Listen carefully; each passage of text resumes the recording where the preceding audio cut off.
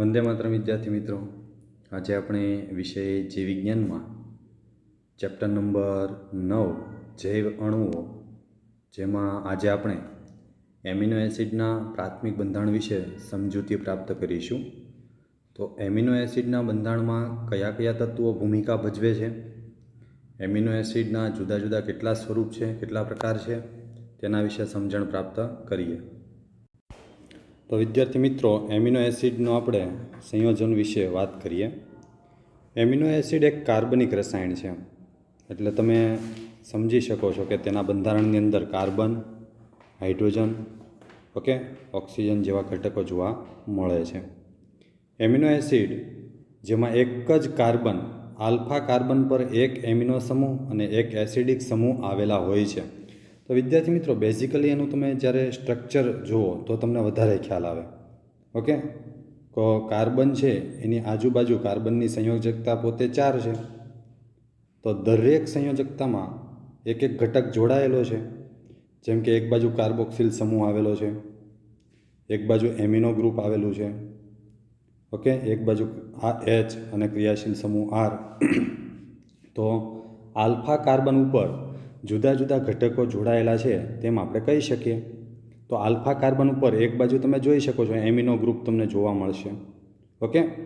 સામેની બાજુએ તમે જુઓ તો એસિડિક ગ્રુપ જોવા મળે છે, એટલે કે તે આલ્ફા કાર્બન છે અને આથી તેને આલ્ફા એમિનો એસિડ કહે છે. તે પ્રસ્થાપિત મિથેન છે. આમ તો પ્રસ્થાપિત મિથેન એટલા માટે કીધું, મિથેનની તમે સૂત્ર જુઓ, અણુસૂત્ર, તો CH4 કાર્બન સાથે 4 હાઇડ્રોજન જોડાયેલા છે. તેમાં 4 પ્રતિસ્થાયી સમૂહ 4 સંયોજકતા સ્થાને જોડાયેલા હોય છે. તો એવી જ રીતે એમિનો એસિડના બંધારણમાં કાર્બનની સંયોજકતા 4 હોય, કાર્બન સાથે જમણી બાજુએ કાર્બોક્સિલ સમૂહ, ડાબી બાજુએ એમિનો સમૂહ, ઉપર H જૂથ અને નીચે ક્રિયાશીલ સમૂહ R, એવી રીતે ગોઠવણ જોવા મળે છે. આ સમૂહ હાઇડ્રોજન, કાર્બોક્સિલ સમૂહ, એમિનો સમૂહ તથા વિવિધ સમૂહ જેને R સમૂહથી ઓળખવામાં આવે છે. R સમૂહની પ્રકૃતિના આધારે એમિનો એસિડ ઘણા છે. તો વિદ્યાર્થી મિત્રો, આવો આપણે સમજીએ કઈ કઈ પ્રકૃતિના એમિનો એસિડ જોવા મળતા હોય છે. પ્રોટીનમાં 20 પ્રકારના એમિનો એસિડ આવેલા હોય છે. તો જુદા જુદા 20 પ્રકારના એમિનો એસિડ આપણને પ્રોટીનની રચનામાં જોવા મળે છે. પ્રોટીનમાં એમિનો એસિડમાં R સમૂહ હાઇડ્રોજન એટલે કે એમિનો એસિડ ગ્લાયસિન. ટૂંકમાં કહેવાનો મિનિંગ એમ છે કે આ ક્રિયાશીલ સમૂહ R છે ત્યાં જો જુદા જુદા અણુઓ સંયોજાય તો એમિનો એસિડ છે જુદા જુદા બનશે. જેમ કે Rના સ્થાને તમે હાઇડ્રોજન જોડી દો અને એમિનો સમૂહ કાર્બન, કાર્બોક્સિલ સમૂહ અને હાઇડ્રોજન પોતાના સ્થાને તમે યથાવત રહેવા દેશો તો તમને ગ્લાયસિનનો અણુ નિર્માણ થતો જોવા મળે. એવી જ રીતે તમે મિથાઇલ સમૂહ R, ક્રિયાશીલ સમૂહ Rના સ્થાને લગાવો તો તમને એલેનિન જોવા મળશે. એવી જ રીતે તમે ક્રિયાશીલ R છે એના સ્થાને તમે હાઇડ્રોક્સિલ મિથાઇલ સમૂહ લગાવો તો એ સેરિન નામનો એમિનો એસિડ બનશે. તો આવી રીતે ક્રિયાશીલ સમૂહ R છે ત્યાં તમે જુદા જુદા સંયોજનો જોડતા જાઓ છો તો તમને જુદા જુદા એમિનો એસિડ પ્રાપ્ત થતા જોવા મળે છે. 20 એમિનો એસિડમાંથી 3 એમિનો એસિડને આકૃતિમાં દર્શાવવામાં આવેલ છે. તો તમે બાજુમાં આકૃતિ જોશો તો તમને વધારે ખ્યાલ આવશે કે જુદા જુદા 20 એમિનો એસિડ છે એમાંથી આપણને 3 એમિનો એસિડના બંધારણ અહીં આકૃતિમાં આપેલા છે. આ એમિનો એસિડ 1 જેનું નામ છે ગ્લાયસિન, આ એમિનો એસિડ 2 જેનું નામ છે એલેનિન, આ એમિનો એસિડ 3 જેનું નામ છે સેરિન. તો તમે જોઈ શકો છો જ્યાં જ્યાં સ્ક્વેર બોક્સ કરેલું છે, ચોરસ ખાનું કરેલું છે, તો એમાં તમને ક્રિયાશીલ સમૂહ R છે એના સ્થાને હાઇડ્રોજન ગોઠવેલો છે તો ગ્લાયસિનનો અણુ નિર્માણ થાય છે. ક્રિયાશીલ સમૂહ Rના સ્થાને મિથાઇલ ગ્રુપ આવે તો એલેનિન બને છે. હાઇડ્રોક્સિલ સમૂહ જોવા મળે તો તમને સેરિન જોવા મળે છે. તો જુદા જુદી રચનાઓ ક્રિયાશીલ સમૂહમાં સંયોજન કયું છે એના આધારે આપણે કહી શકીએ કે કયું એમિનો એસિડ જોવા મળે છે. વિદ્યાર્થી મિત્રો, આપણે થોડીક અંતઃસ્થ રચનાની વાતો કરીએ તો તમને વધારે ખ્યાલ આવશે કે જે કાંઈ એમિનો એસિડ છે એનું બંધારણ રાસાયણિક દ્રષ્ટિએ કેવું છે. હવે આપણે એની લાક્ષણિકતાઓ સમજવા માટે એના બંધારણ સ્વરૂપને પણ સમજવું અતિ આવશ્યક છે. તો આવો વિદ્યાર્થી મિત્રો, આપણે હવે એમિનો એસિડના કેટલાક ગુણધર્મો જોઈએ જેથી કરીને તમને સવિશેષ ખ્યાલ આવશે કે કેવી રીતે કાર્યરત હોય છે અને કેટલા સ્વરૂપના હોય છે. તો વિદ્યાર્થી મિત્રો, એમિનો કાર્બોક્સિલ તથા આર ક્રિયાશીલ સમૂહની આવશ્યકતા એમિનો એસિડના ભૌતિક અને રાસાયણિક ગુણધર્મો માટે જરૂરી છે. તો કેટલીક કેમિકલ એન્ડ ફિઝિકલ પ્રોપર્ટીઝ માટે આર ક્રિયાશીલ સમૂહની આવશ્યકતા તેમજ એમિનો તેમજ કાર્બોક્સિલ સમૂહની આવશ્યકતા જરૂરી હોય છે. એમિનો તથા કાર્બોક્સિલ સમૂહોની સંખ્યાના આધારે એસિડિક, જો આપણે કાર્બોક્સિલ સમૂહની સંખ્યાના આધારે એમ કહી શકીએ કે આ એમિનો એસિડ છે એસિડિક પ્રકૃતિનો છે, જેમ કે ગ્લુટામિક એસિડ. એવી જ રીતે તમે બેઝિક એમિનો એસિડ હોય તો એનું ઉદાહરણ લઈ શકો લાઇસિન. કોઈ તટસ્થ એમિનો એસિડ હોય તો એનું ઉદાહરણ તમે આપી શકો વેલાઇન. તો જુદી જુદી પ્રકૃતિના એમિનો એસિડ આપણને જોવા મળે છે. તેવી જ રીતે એરોમેટિક એમિનો એસિડ જેમ કે ટાયરોસિન, ફિનાઇલ એલેનિન, ટ્રિપ્ટોફેન વગેરે હોય છે. કારણ કે એમિનો એસિડના જુદા જુદા સ્વરૂપ છે. 20 પ્રકારના જુદા જુદા એમિનો એસિડ છે જે પ્રોટીનના બંધારણ અર્થે સંકળાયેલા જોવા મળે છે. એમિનો એસિડનો એક વિશેષ ગુણ એ છે કે તે એમિનો તથા કાર્બોક્સિલ સમૂહ આયનીકરણ પ્રકૃતિના હોય છે. હવે આયનીકરણની અંદર તમને ચર્ચા કરી દઉં. ઝ્વીટર આયન ખાસ કરીને. તો ઝ્વીટર આયન એટલે શું? અહીંયા તમે ધ્યાન આપો. એક એમિનો જૂથ તમને દર્શાવેલું છે આકૃતિમાં. તેમાં તમે જોઈ શકો છો COAH જમણી બાજુએ, ડાબી બાજુએ NH3+ આપેલું છે. તો ખરેખર ત્યાં NH3+ પહેલેથી હોતું નથી, ત્યાં હોય છે NH2. ઓકે, તો હવે શું થાય છે? તો કે જમણી બાજુએ જે કાર્બોક્સિલ સમૂહ છે એમાંથી હાઇડ્રોજન આયન છે એ સ્થળાંતરિત થઈ ક્યાં જાય છે? NH2 જૂથ છે એના હાઇડ્રોજન સાથે સંયોજાય છે.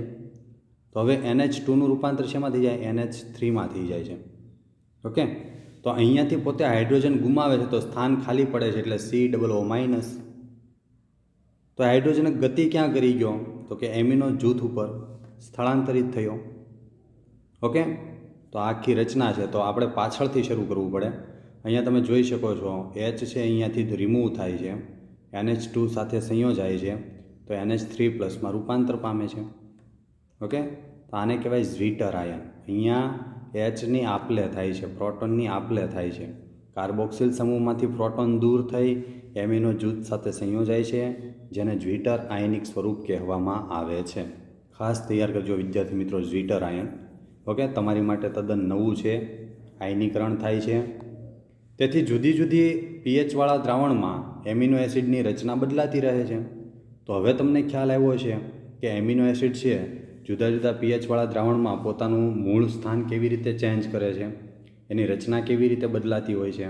તો ઝ્વીટર આયન પ્રકૃતિ ધરાવતો હોવાથી એમિનો એસિડ પોતે ઉભય ગુણધર્મી હોવાથી પોતે છે રચના બદલે છે. હવે આપણે વિદ્યાર્થી મિત્રો લિપિડની વાત કરીએ. એમિનો એસિડની વાત તો તમને સમજાઈ ગઈ. ઓકે, લિપિડ શું છે? લિપિડ એટલે આમ સામાન્યતઃ આપણે ગુજરાતીમાં મેદ કહીએ, ચરબી કહીએ, ફેટ કહીએ, બરાબર ને? જોઈએ આપણે સામાન્ય રીતે લિપિડ પાણીમાં અદ્રાવ્ય હોય છે, એટલે કે ઓગળી શકે નહીં તેવો ઘટક. પાણીમાં તમે લિપિડને દાખલ કરો તો એ ઓગળશે નહીં. તમે તમારા ઘરે પણ પ્રયોગ કરી શકો. પાણી ભરેલો એક ગ્લાસ હોય, એમાં તમે માથામાં નાખવાનું તેલ હોય, ખાવાનું તેલ હોય, એનું એક જ ટીપું તમે પાણીના ગ્લાસમાં દાખલ કરો છો તો તમને જોવા મળશે શું? કે જે કાંઈ તેલ તમે પાણીની અંદર દાખલ કર્યું તો એ તરશે પાણીની સપાટી ઉપર. ઓકે, તે સામાન્ય ફેટી એસિડ પણ હોઈ શકે છે. તો ખરેખર લિપિડના બંધારણમાં કયા ઘટકો સંકળાયેલા છે?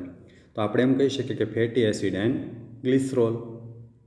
તો ફેટી એસિડ અને ગ્લિસરોલ સંયોજાઈને શું બનાવે છે? લિપિડ બનાવે છે. ફેટી એસિડમાં એક કાર્બોક્સિલ સમૂહ હોય છે, એટલે કે COOH, જે આર સમૂહ સાથે જોડાયેલ હોય છે. આર સમૂહ મિથાઇલ અથવા ઇથાઇલ કે ઉચ્ચ સંખ્યાવાળા ઇથાઇલ સમૂહ 1 થી 9 કાર્બન, ઉદાહરણ તરીકે પામિટિક એસિડમાં કાર્બોક્સિલ સાથે 16 કાર્બન જોવા મળે છે. બાજુની આકૃતિ જુઓ તો તમને વધારે ખ્યાલ આવશે વિદ્યાર્થી મિત્રો. આ ફેટી એસિડનું સૂત્ર છે. જુઓ, આ મિથાઇલ ગ્રુપની સાથે ઇથાઇલ કેટલા છે?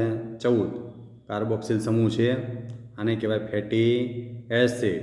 તો આમાં તમે જોઈ શકો છો કાર્બોક્સિલ જૂથ છે ઇથાઇલ સમૂહ સાથે, તો CH2 કેટલા છે? 14 અણુ છે CH2ના.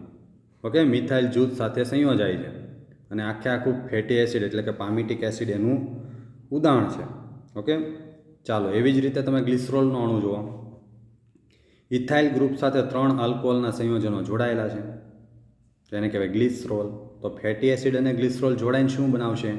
ટ્રાયગ્લિસરાઇડ. અહીંયા તમે જોઈ શકો છો.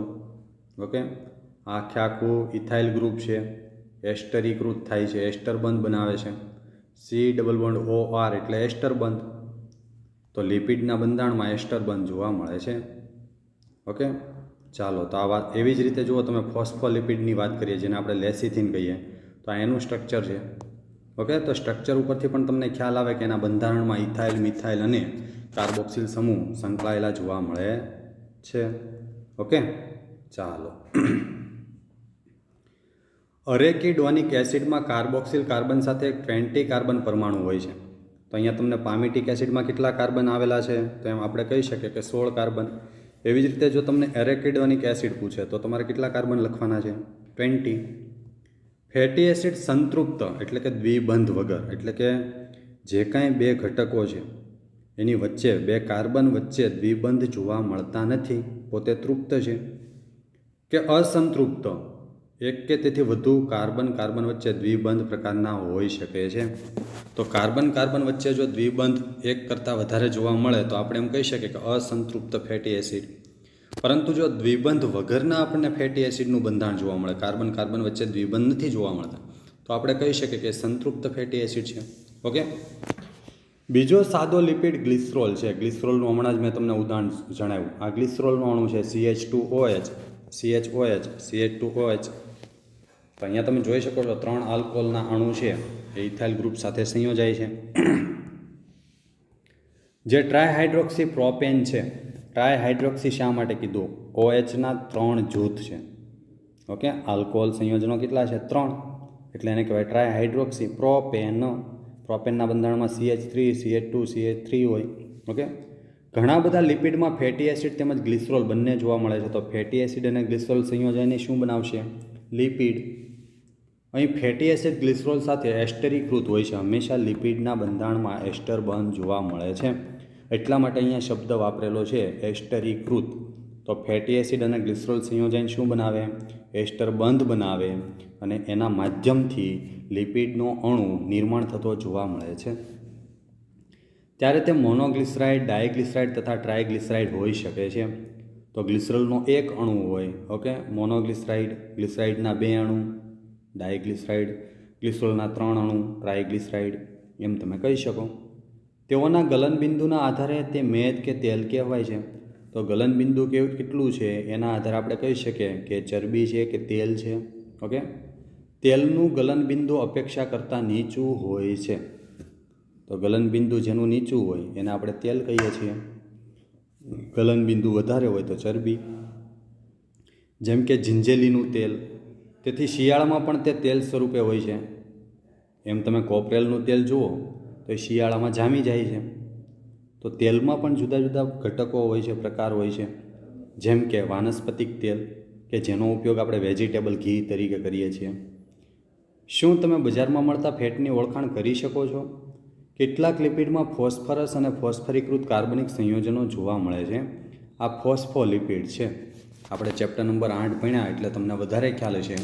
કોષ જીવનનો મુખ્ય એકમ, જેમાં કોષરસ પટલનું બંધારણ શેનું જોવા મળે છે? તો આપણે એમ કહી શકીએ દ્વિસ્તરીય ફોસ્ફોલિપિડ. તો ફોસ્ફોલિપિડ છે એને આપણે અત્યારે સમજી રહ્યા છીએ, જેને આપણે સામાન્યતઃ લેસિથિન કહીએ છીએ, જે કોષરસ પટલમાં જોવા મળે છે. લેસિથિન એનું દ્રષ્ટાંત છે. કેટલીક પેશીઓમાં વિશિષ્ટ સ્વરૂપે ચેતાપેશીમાં વધારે જટિલ સંરચનાવાળા લિપિડ જોવા મળે છે.